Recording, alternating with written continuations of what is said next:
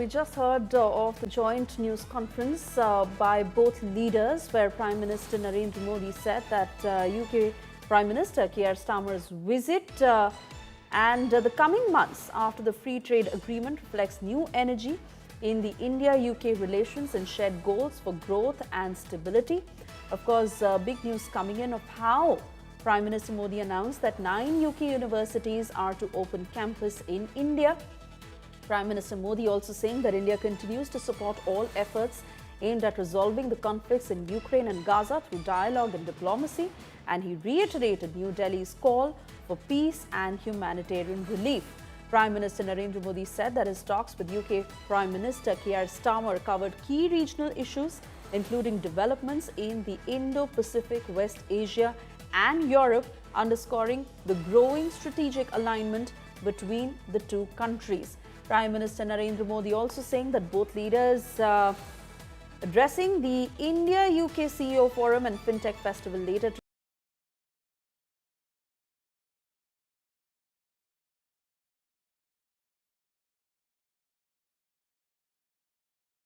who continues to track all the developments. Geeta, your view on how this meeting has panned out? As expected, Suresha, on a very positive note, trade talks were underway. And after years, like both premiers did emphasize, after years, they finally concluded. And now we're looking at the two leaders making a commitment and determined to move forward. The British Prime Minister Stammer spoke about not just the trade deal and the technology security initiative between both the countries, but also spoke about the regional and global issues that the two sides discussed, including the Gaza peace plan, which has finally moved forward to the first phase, where all sides and stakeholders have agreed, committing to that peace between Israel and Hamas, between Israel and Palestine, for the Palestinians to find peace. So he did mention that that's a significant one, acknowledging Donald Trump's role in bringing about peace in the region, in that part of the world. But again, both countries and both leaders did emphasize on the fact that there needs to be forward movement on trade, given the UK's Premier has brought in his largest ever trade mission that ever has been brought by a British Premier to India. So the two sides, again, reaffirming the importance of how the countries need to move forward, the areas, whether strategic, defense, trade, economic, all aspects covered in the conversations between the two countries and the two sides. We await the final joint communiqué, or the document that will be released in some time from now, to see what are the nitty-gritties and details that were discussed. This is just the opening remarks or the concluding statements, so to say, particularly so, of both the leaders after having met and discussed